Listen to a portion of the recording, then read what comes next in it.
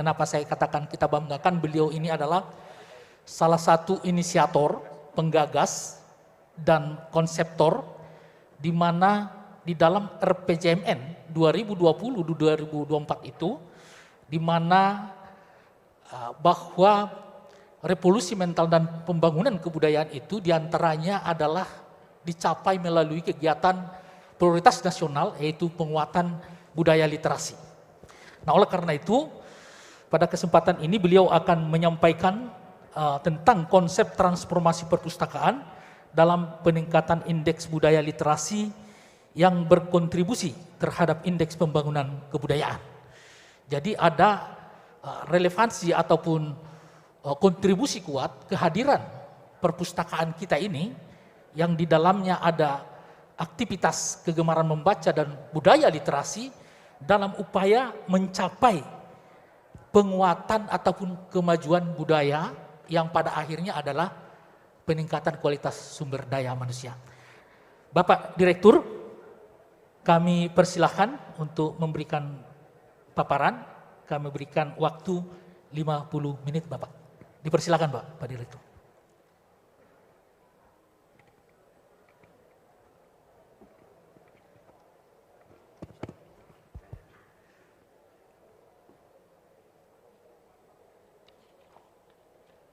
Saya mau cek teknisnya dulu apa namanya, perpindahan slide. Mas apa? Bismillahirrahmanirrahim. Assalamualaikum warahmatullahi wabarakatuh. Ibu dan Bapak sekalian, ini sesuatu yang sangat menggembirakan sekali. Bisa bertemu tatap muka setelah sekian lama ini off ya. Dan ini kesempatan yang sangat baik karena kita bisa bertukar pikiran dan juga menyampaikan hal-hal penting terkait pembangunan literasi. Yang disampaikan oleh Pak moderator tadi, Pak Dr. Adin, sebenarnya untuk materi Bappenas ini ada dua materi yang dipisah. Sebenarnya yang akan sesi pagi ini hadir Pak Deputi, tapi beliau berhalangan karena harus mendampingi Pak Menteri untuk acara Musrenbang, jadi mengutus kami. Sementara materi yang tadi diantarkan itu materi yang terpisah lagi. Jadi kami ingin menyampaikan materi pertama terkait soal bagaimana arah kebijakan pembangunan peningkatan budaya literasi yang menyokong untuk meningkatkan pembangunan nasional secara keseluruhan untuk meningkatkan kualitas bangsa. Tadi sudah diulas dengan sangat banyak oleh Pak Deputi, Pak Dr. Didi dan juga Pak Kepala Perpustakaan. Kami ingin memulai satu isu penting.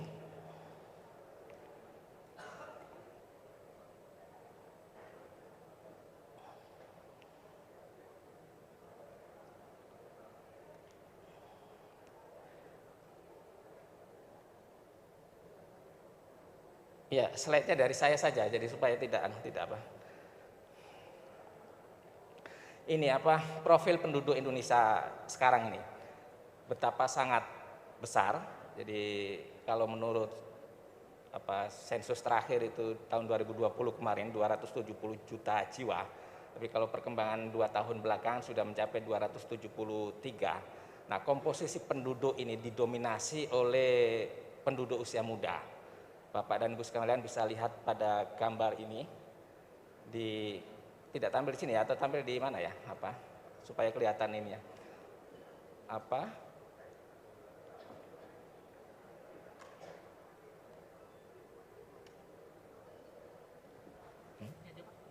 kurang ya, enggak, maksudnya ini tampil di kan enggak lihat. Tolong slide-nya ditampilkan. Slide-nya Pak diikuti. Iya, slide-nya tolong ditunjukin. Nah, audiens di sini melihat nggak slide ini? Iya, lihat. Di belakang atau di mana? Kan nggak lihat. Ya, tolong operator slide Pak Direktur ditampilkan. Nah, maksud saya operator tetap dari saya saja, karena tadi supaya saya bisa loncat-loncat gitu. Oh gitu. Dan Mohon yang dari teknis saya ke bisa sini ditampilkan biar di nanti sini. Pak Bisa Direktur yang mengoperasionalkan slide-nya bisa nggak kira-kira? Mana operator? Tolong izin.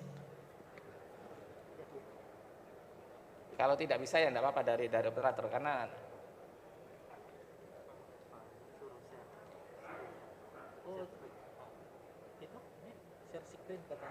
ya tapi itu dilihat nggak oleh Airdesk di sini. Ya dilihat sih. Oke, sudah tampil. Ini dari mana? Dari panitia atau dari saya ini? Dari panitia ya. Ini dari panitia ya yang ini. Oke, nanti loncat-loncat ya.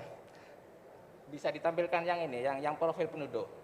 Ini repotnya kalau bukan dari saya sendiri, jadi harus memandu dari sana. Oke. Ini Bapak dan Ibu sekalian.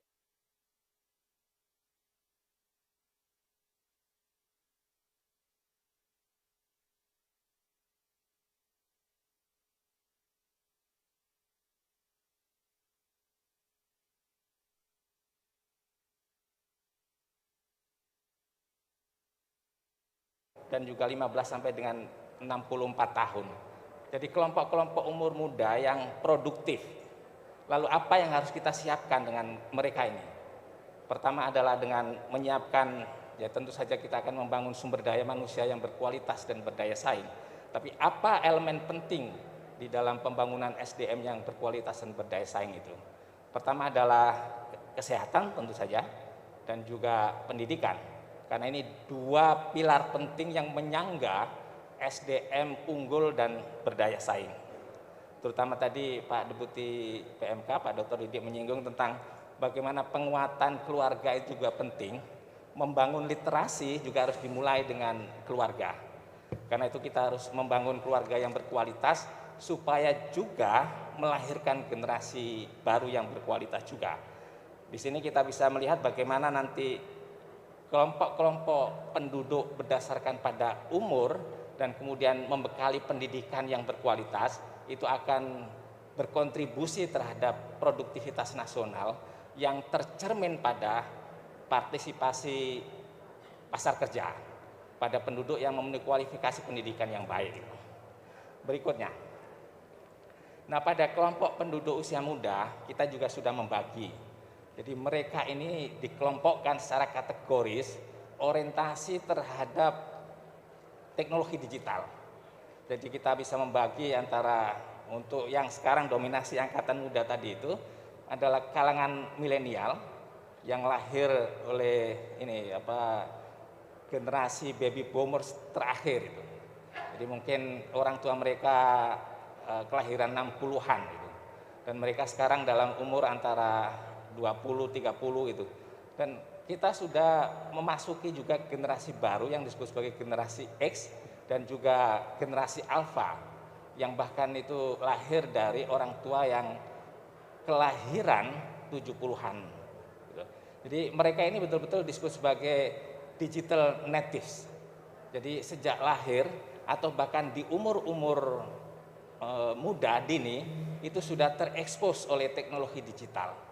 Dan bagaimana ini pentingnya, ini tema Rakornas kita sekarang ini adalah membangun ekosistem digital yang mendukung bagi peningkatan budaya literasi.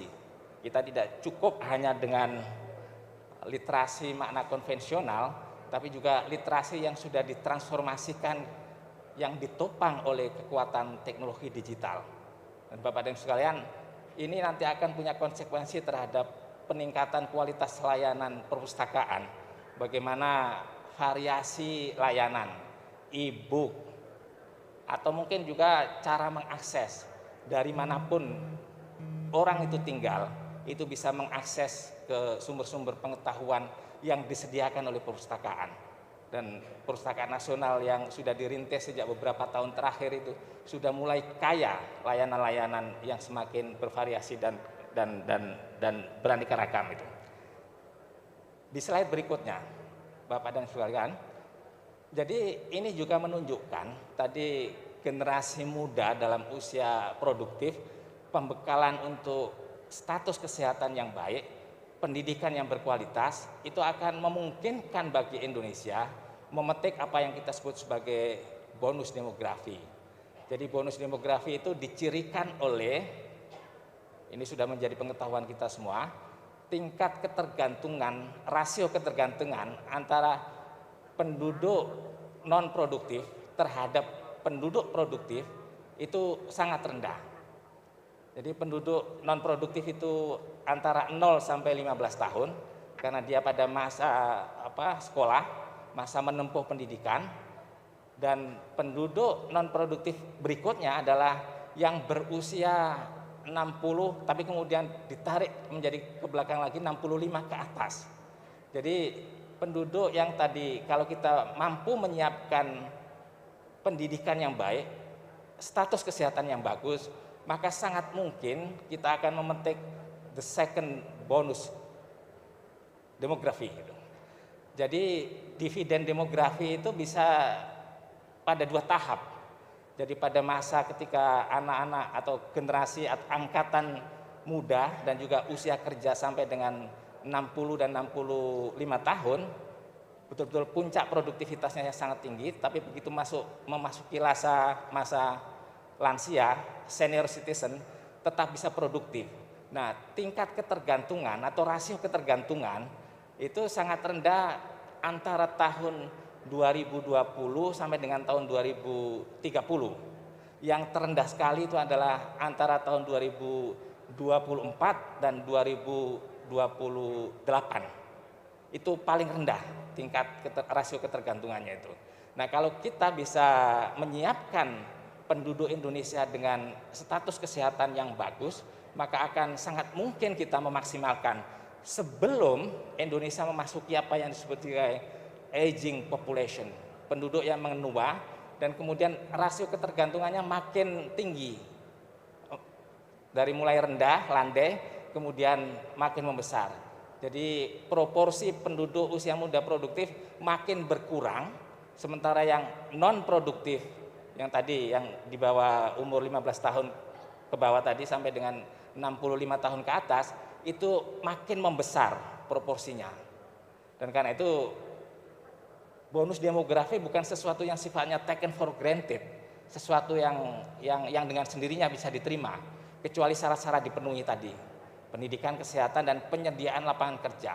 Penyediaan lapangan kerja pun tidak cukup, kecuali bahwa penduduk yang punya pendidikan memadai. Kita tahu bahwa tahun sekarang saja, angkatan kerja kita itu totalnya kira-kira 125 juta atau 127 juta. Dari angkatan kerja ini, itu 57% berpendidikan SMP ke bawah. Nah, inilah yang sedang diupayakan untuk ditingkatkan proporsi angkatan kerja dengan kualifikasi pendidikan yang semakin membaik. Sekurang-kurangnya pendidikan menengah. Bapak Presiden Jokowi sejak term yang pertama, periode yang pertama sudah mengambil keputusan politik yang sangat luar biasa dengan program wajib belajar 12 tahun di penduduk usia sekolah mulai dari 7 sampai 18 tahun, dan kalau ditarik supaya lebih siap itu pendidikan usia dini, itu sekurang-kurangnya harus tamat sekolah menengah atas, apakah di madrasah aliyah, SMA atau SMK, dan akan lebih baik lagi kalau bisa melanjutkan ke perguruan tinggi. Nah, dengan demikian maka Indonesia bisa membentuk atau membangun apa yang disebut sebagai critical mass. Dan dengan pendidikan yang sekurang-kurangnya sekolah menengah, jenjang menengah, maka dia akan memasuki pekerjaan-pekerjaan yang kita sebut sebagai keahlian menengah dan keahlian tinggi. Yang itu yang dalam terma akademik disebut sebagai decent jobs. Pekerjaan-pekerjaan yang nanti punya konsekuensi pada peningkatan upah, perbaikan upah. Dan itulah yang kita sebut sebagai penduduk produktif itu, yang menyumbang pada produktivitas nasional, produktivitas ekonomi. Selanjutnya, nah Bapak dan sekalian, ini sebagai salah satu ukuran kita untuk melihat indeks pembangunan pemuda, yang dicirikan sebenarnya ini juga kompilasi dari berbagai macam ukuran ketercapaian produktivitas angkatan muda Indonesia itu. Salah satunya adalah rata-rata lama sekolah atau partisipasi pendidikan Jadi indeks pembangunan pemuda itu sebenarnya adalah komposisi dari berbagai macam indeks. Ada indeks kesehatan, indeks pendidikan, ada juga indeks ketenaga kerjaan gitu. Nah, semuanya kemudian dihimpun di dalam indeks pembangunan pemuda. Yang dari tahun ke tahun kita harapkan, karena tadi komposisi penduduk Indonesia yang mayoritas angkatan muda, apakah ada kenaikan dari sisi beberapa dimensi yang dicakup di dalam indeks pembangunan pemuda ini. Selanjutnya, nah Bapak dan sekalian, saya ingin mengulas sedikit saja yang tadi sudah disampaikan oleh Pak Deputi PMK tadi, Pak Dr. Didi, bahwa salah satu ukuran literasi itu adalah dalam PISA, yang kalau kita lihat ini simulasi semasa 2 tahun COVID ini, itu ada kemungkinan makin menurun kemampuan literasi itu, nilai PISA-nya yang semula 371 menjadi 350. Ini yang kita sebut sebagai learning loss. Lalu apa yang harus kita lakukan? Karena semasa pembelajaran berpindah dari classical room, classical model, kemudian berpindah ke pembelajaran dari rumah. Dan pembelajaran dari rumah itu tidak maksimal. Kegiatan didaktika, kegiatan pedagogi, kegiatan teaching and learning process berbasiskan pada inquiry approach atau discovery approach itu tidak maksimal dilakukan melalui pembelajaran online. Jadi kemudian yang kita lihat adalah potensi learning loss yang sangat mengkhawatirkan. Lalu slide berikutnya, apa yang harus kita lakukan sebagai langkah untuk mengatasi learning loss itu? Pertama adalah dengan cara membuka kembali secara perlahan ketika masa pandemi sudah mulai agak melandai. Semua anak usia sekolah masuk kembali ke pembelajaran tatap muka dengan protokol kesehatan tentu saja, dan membangun ekosistem yang dibutuhkan. Kemudian juga bagaimana proses pembelajaran itu dipulihkan, di learning recovery yang nanti harus diikuti dengan misalnya pembelajaran remedial. Karena selama 2 tahun pembelajaran dari rumah itu banyak yang tidak optimal, banyak yang tadi kehilangan kesempatan pembelajaran secara baik. Nah, salah satu strateginya adalah pendidikan remedial, termasuk juga pendidikan untuk menguatkan social emotional well-being, karena selama pembelajaran dari rumah juga ada isu kesehatan mental, depresi, stres, bahkan juga mungkin perlakuan kekerasan itu anak-anak di rumah itu, atau karena lingkungannya yang tidak mendukung, karena banyak sekali yang kehilangan kesempatan, orang tua tidak bisa membimbing mereka, tidak bisa mengajari mereka, sehingga sepenuhnya dalam hari-hari itu bermain saja. Jadi betapa learning loss itu nyata. Kemudian kita harus memperbaiki kualitas guru tentu saja dengan memperkuat apa yang kita sebut sebagai kombinasi subject content knowledge dan juga pedagogical skill.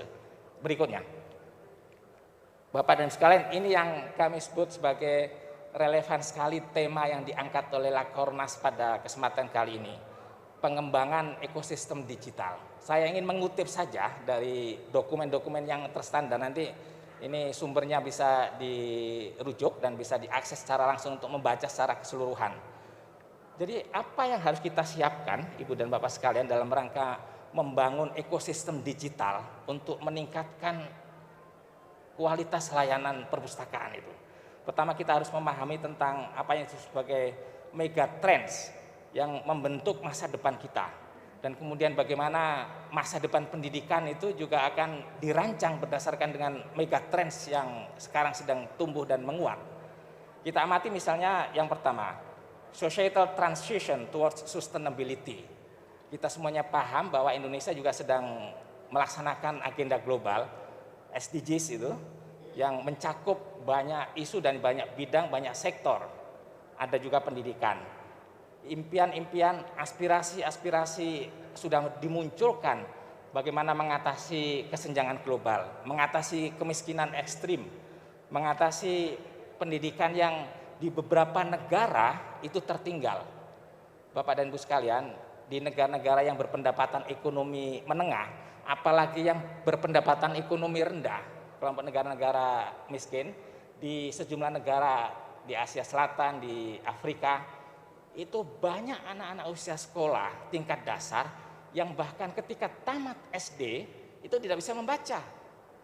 Dan ini punya peran besar terhadap nanti keberlanjutan menempuh pendidikan dan juga survival of life bagi anak-anak di tingkat dasar itu. Karena itu menggunakan sebagai macam sumber daya publik yang dipunya untuk supaya bisa menumbuhkan semua potensi secara berkelanjutan itu sangat diperlukan. Yang berikut adalah terjadi pergeseran struktur kependudukan. Tadi ada isu bonus demografi, komposisi penduduk usia muda yang tadi dalam bilangan sangat banyak proporsinya akan ini indikasinya adalah usia harapan hidup yang makin panjang. Dan itu akan punya konsekuensi membutuhkan layanan kesehatan, layanan pendidikan, untuk kegiatan-kegiatan relaksasi, layanan publik, layanan sosial harus dipenuhi.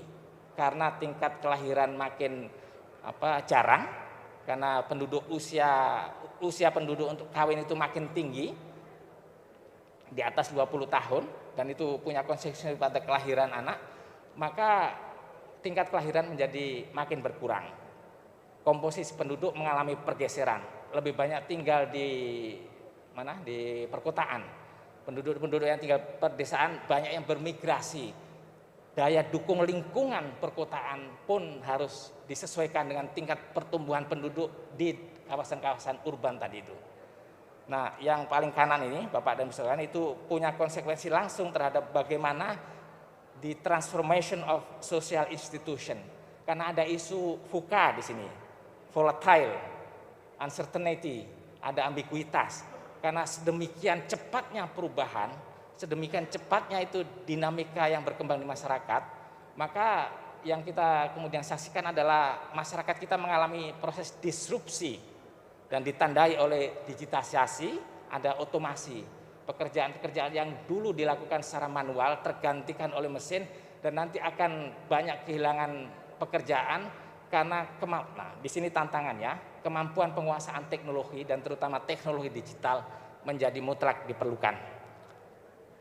Ini kutip lebih lanjut. Ini kutipan lebih lanjut, saya sampaikan saja di slide berikutnya. Sekali lagi, untuk referensi kita, digital ecosystem framework yang harus kita dalam bayangan kita itu mencakup banyak hal. Jadi kita tahu, tadi sebagian juga sudah disinggung, yang prasyarat mendasar yang harus dipunya adalah ICT infrastructure, itu harus ada. Dan nanti akan kelihatan kita bahwa Indonesia dan kita semua, dan saya kira juga banyak negara mengalami dua hal, technology divide, digital gaps. Jadi ketimpangan teknologi dan kesenjangan digital, karena tidak semua penduduk Indonesia, terutama yang tinggal di daerah-daerah remote area, itu tidak bisa mendapatkan akses ke teknologi internet yang kemudian juga bisa mengoperasikan teknologi digital. Karena itu maka menjadi penting selain soal penyediaan infrastruktur teknologi informasi, mengadopsi dan juga menguasai sekaligus semua perangkat teknologi digital ini bagi sebagian besar penduduk Indonesia. Dan kita tahu bahwa ekosistem teknologi digital itu juga penting dalam konteks pengembangan ekonomi. Karena itu tidak heran kalau kemudian muncul sekarang, terutama adalah ekonomi kreatif, industri kreatif, itu bertumpu pada sokongan, pada pilar, pada ketersediaan teknologi digital. Dan digital ekonomi menjadi salah satu alternatif bagi pengembangan kegiatan kewirausahaan, kegiatan perekonomian yang menopang pula atau menjadi kekuatan pemicu produktivitas bangsa. Bapak dan Ibu sekalian, ekosistem teknologi digital itu juga akan menyangkut isu yang sangat penting karena soal cyber security. Kita tahu bahwa perkembangan terbaru dan mutakhir banyak sekali penyimpangan, penyalahgunaan, bahkan tindakan-tindakan kriminalitas melalui teknologi digital itu. Kita tidak bisa membayangkan tumbuhnya yang kita sebut sebagai crazy rich itu, anak muda yang umur di awal-awal 20-an tahun tapi sudah bisa menghimpun kekayaan sampai ratusan miliar. Dan itu tidak ada itu common sense untuk melihat apakah di situ peluang terjadi fraud, teknologi fraud dengan penggunaan teknologi digital itu. Dan sampailah kemudian setelah dilakukan investigasi, diketahui bahwa di situ banyak terjadi penyimpangan dan penyalahgunaan.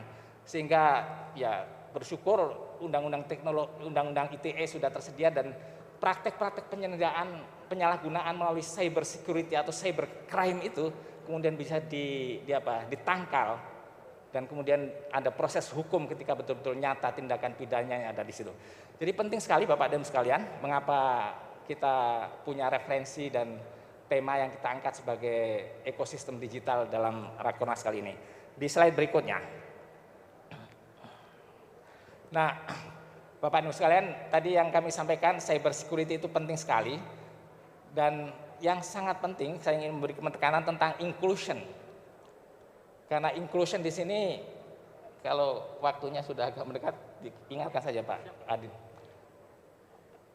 Inclusion itu juga nanti kalau terkait dengan pelayanan publik, pendidikan, kesehatan atau bahkan juga perpustakaan itu harus melampaui semua kalangan, semua lapis masyarakat. Jangan ada yang tidak terlayani karena isu tadi teknologi divide dan digital gaps. Jadi kalau kita semuanya diingatkan dengan masa pandemi sekarang, betapa bahwa misalnya di layanan pendidikan banyak yang tertinggal karena koneksi internet, karena teknologi informasi tidak merata, banyak blank spot. Jadi isu connectivity itu adalah bagian dari hak untuk memperoleh layanan publik. Di sektor kesehatan sudah beberapa tahun terakhir ini juga sudah dikembangkan telemedicine. Itu sangat menolong terutama bagi penduduk yang tinggal di remote area. Jadi bisa dipandu kalau misalnya dia tidak bisa mengakses langsung ke rumah sakit pada saat menuju perawatan itu dipandu lebih dulu melalui telemedicine. Nah ini infrastruktur TIK menjadi sangat mutlak diperlukan dan banyak di daerah-daerah yang sudah mendapatkan akses teknologi informasi itu telemedicine betul-betul sangat bermanfaat dan menolong sebagai bagian dari antisipasi awal untuk analisis medis, clinical diagnosis gitu bagi mereka yang mengalami kesakitan sebelum dirujuk ke rumah sakit. Bapak dan Ibu sekalian di slide berikutnya. Nah, ini revolusi industri untuk literasi baru. Jadi yang harus kita betul-betul sosialisasikan, kita terus-menerus kuasai adalah dengan transformasi yang sangat luar biasa yang menandai revolusi industri 4.0. Ini menjadi pemikiran kita semua, literasi data, literasi teknologi, literasi humanitas. Jadi kita tidak cukup hanya dengan sekedar paham atau familiar atau tahu bagaimana teknologi itu berkembang, tapi juga harus bisa mengoperasikan teknologi dan menggunakan teknologi secara sangat bijaksana. Tadi Pak Deputi dan sudah menjadi kita semuanya saksikan bersama betapa literasi teknologi atau literasi digital yang minimal itu yang terjadi adalah chaotic itu di dunia media sosial. Dan itu efek yang mungkin sama sekali tidak terantisipasi oleh kita dengan perkembangan yang sangat mutakhir dengan kemajuan teknologi digital yang sangat luar biasa itu. Masih ada? 5 menit lagi. Oke, mungkin tidak. Di slide berikutnya. Nah, Bapak dan Ibu sekalian, ini saya meminjam konsepsi dari Benjamin Bloom. Bapak dan Ibu sekalian yang berada di dunia akademia tentu paham dan sangat menguasai taksonomi of learning yang dikemukakan oleh Benjamin Bloom. Jadi membuat tingkatan-tingkatan kemampuan dalam hal mengembangkan apa yang disebut sebagai cognitive skills, kecakapan kognitif, mulai dari remembering, understanding, applying, analyzing, evaluating, creating. Nah ini juga sesungguhnya konsep yang diterapkan pada PISA, penilaian PISA. PISA itu menggunakan high order thinking skills. Jadi kemampuan berpikir analitis, kemampuan berpikir kritis dalam teori pembelajaran. Nah, apakah kita bisa mengembangkan critical thinking bagi anak-anak yang sedang melakukan proses pembelajaran? Apakah kita bisa menggali apa yang disebut sebagai analytical skills? Hanya dengan pendekatan pembelajaran dua hal, inquiry learning approach dan discovery learning approach. Maka kita bisa mencapai atau mendorong anak-anak usia sekolah yang sedang menempuh pembelajaran itu meningkatkan kemampuan yang disebut sebagai cognitive skills tingkat tinggi. Nah, Bloom's taxonomy of learning itu ditransformasi, dipindahkan dalam konteks penguasaan digital. Bloom's digital taxonomy. Jadi kalau misalnya sekedar pada tingkatan paling rendah, remembering, itu hanya sekedar ini saja, mengcopy atau memberi tanda atau sekedar browsing saja. Mencari sumber-sumber pengetahuan, sumber-sumber informasi. Tapi meningkat sedikit dengan kelompok understanding itu, sudah mulai membuat semacam jurnal itu. Ikut dalam tweet-tweet itu, ada tagging, ada juga ikut menjadi pelanggan, subscribing. Kemudian juga meningkat sedikit lagi ke applying. Jadi sudah mulai membuat perhitungan, ada mulai bisa mengedit-edit itu. Meningkat lagi ini di level menengah untuk high order thinking skills, analyzing. Jadi di situ sudah punya kemampuan apa yang disebut sebagai mind mapping. Jadi kecerdasan kognitif itu sudah mulai beroperasi dengan baik dan orang sudah bisa mulai dari mengobservasi, membuat analisis, dan kemudian dengan analisis itu dia bisa memetakan kemampuan apa hasil observasi itu yang kemudian nanti disertai interpretasi dan kemudian merumuskan langkah-langkah apa, tindakan apa yang harus diambil melalui proses pembelajaran panjang. Lalu yang paling atas, evaluating dan creating itu, ini sudah bisa melahirkan karya, produk-produk, hasil dari observasi, analisis, dan kemudian di situ disertai dengan proses assessment yang baik. Dan creating itu adalah puncak dari kemampuan mengoptimalkan segala potensi kognitif yang dipunya untuk melahirkan hal-hal yang bagus, kreasi-kreasi yang bagus. Inilah transformasi dari Benjamin Bloom untuk learning taxonomy itu ke digital taxonomy. Ada pertanyaan? Tidak ada. Baik Bapak dan Ibu sekalian, kami supaya tidak terlalu lama mungkin jadi saya berhenti sampai sini.